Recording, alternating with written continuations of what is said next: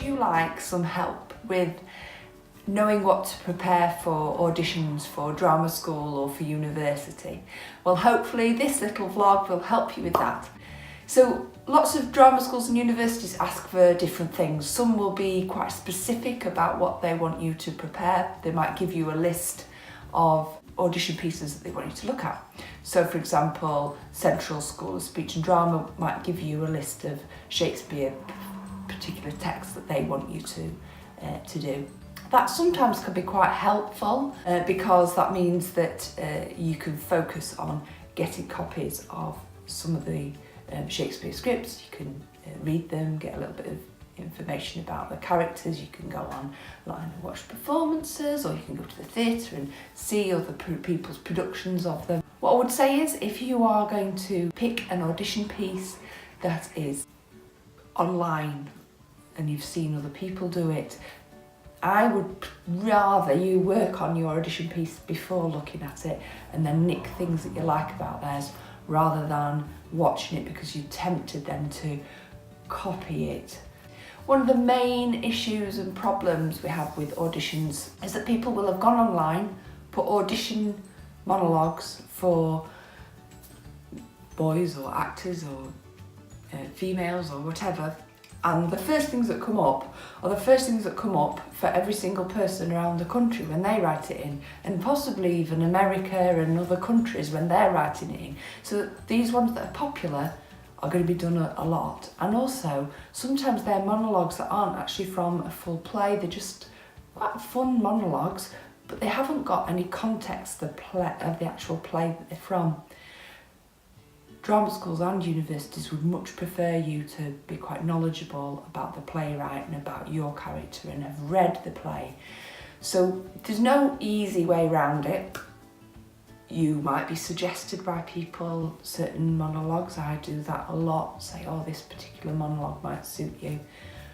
But really you have to start going to the theatre more, and you have to start reading play scripts and seeing what kind of playwrights you like and what kind of characters stand out to you.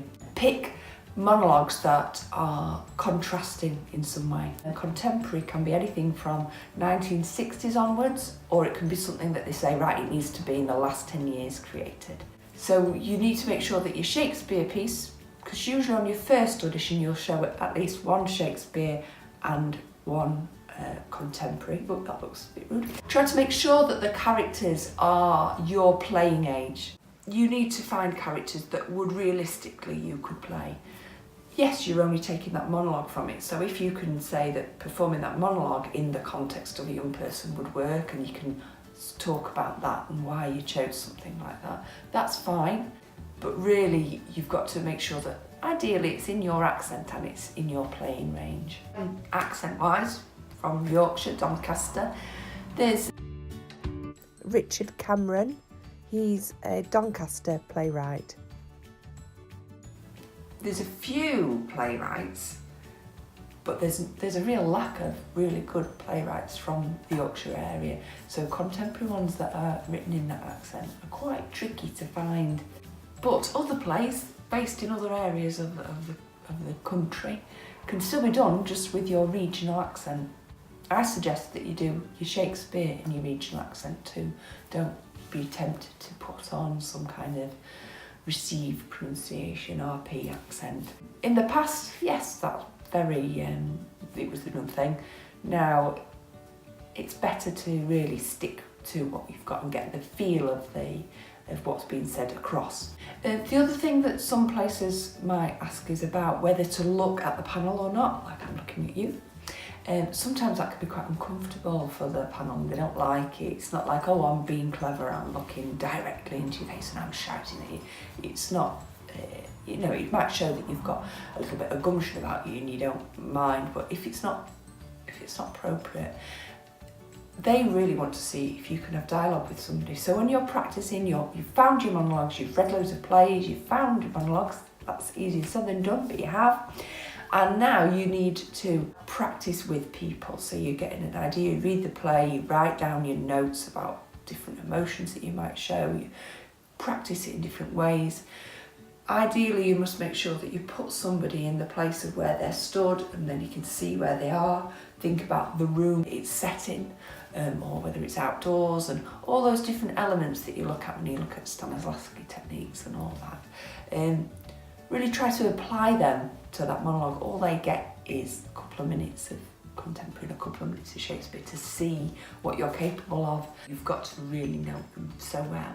They may ask you to do it in different styles, so they'll say, oh right, now I want you to do it as if you're doing a cookery demonstration, or as if you're teaching a primary school kid, so it totally shifts the way that you deliver that monologue. Really think that you've got to know it like the back of your hand, but you don't want to be like, I sit down at this point, I say that line. Talking of which, sitting down, yes, you can use a chair if you want to, and you say, when you go in, I use a chair for this one if that's all right. But don't just sit there like I am now, and you just sat there stationary, and it's very difficult then to get across the character. Yes, we don't want it over the top and grand, but we do want to get the essence of what's happening. So you might want to stand and lean on the chair. If you're having a conversation with somebody there, it might be that you're standing and leaning on the chair, and then you come and you sit down and you're shouting at them and you're saying whatever, and then you stand up.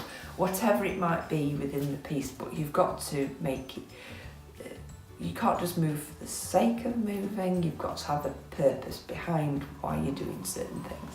If you're wanting help with finding actual audition pieces, get in touch with me at performingartscareerconcierge@gmail.com, and I will try and give you some advice. I'm also on Facebook, and if you put in Justine Green, which is my name, and friend me, you'll hopefully recognise my face. Good luck finding your audition pieces. You've hopefully already got them anyway, but if you haven't, then hopefully this will kind of guide you in the right direction. See you then, bye!